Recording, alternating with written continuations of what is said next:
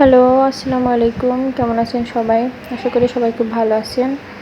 তো নতুন একটা ভিডিওতে আপনাদের সবাইকে আবার স্বাগতম। তো এটা আমি আজকে ফুল ভাজি করব, মিষ্টি কুমড়ার ফুল ভাজি, কয়েকটা বেগুনের শাক ভাজি আর সাথে আলু ভর্তা দিয়েছি। আজকে দুপুরে এটাই আর কি খাওয়া দাওয়া হবে।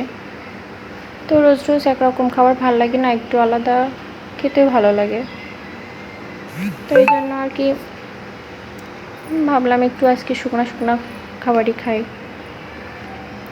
তো এই তো আমি এখানে ফুলটা ভাজি করার জন্য গোলাটা রেডি করে নিচ্ছি।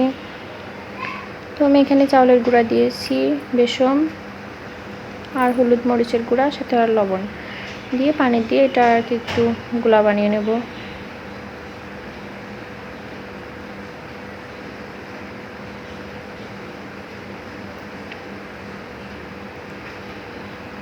তো ফুল ভাজি কে কে পছন্দ করেন? আমাদের তো ফুল ভাজি খুবই পছন্দ এবং প্রায়ই খাওয়া হয়। আমার হাজব্যান্ড বাজারে গেলেই ফুল দেখলেই কিনে নিয়ে আসবে খাওয়ার জন্য। তো ফুল ভাজি করলে আমি সেদিন আবার একটু শুকনো খাবারই খাই, সাথে ভর্তা দিই,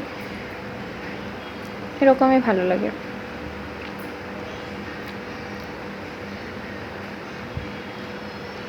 তো এটা আমি ফুলগুলো ভেজে নেব।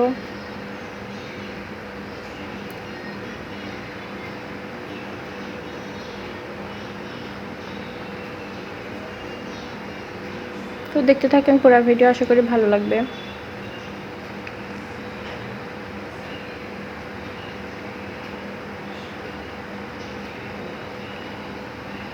আর এই সাইডে আমি আলুটা ভর্তা করব। আসলে আলু ভর্তাটা করার জন্য শুকনো মরিচ ভাজতে যাই, দেখি শুকনো মরিচটা শেষ। এদিকে আমি কাঁচামরিচে ভর্তা দিই নাই, ভাতে দেয় নাই, সেদ্ধ দিই নাই, কী করব। তো ভাবলাম আজকের মতো আর কি কাঁচামরিচ কেটেই ভর্তা করি। পেঁয়াজ আর কাঁচামরিচ কেটে রাখছি এখানে।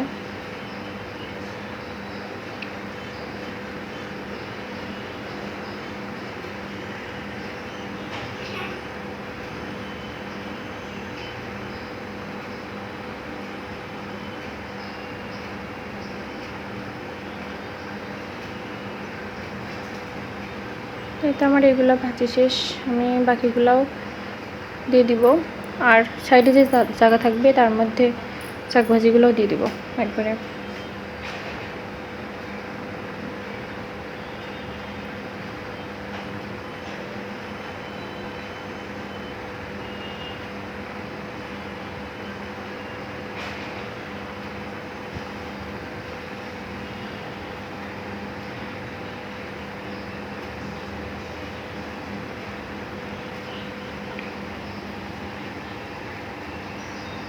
তো আমার সবগুলো আর কি ভাজা শেষ।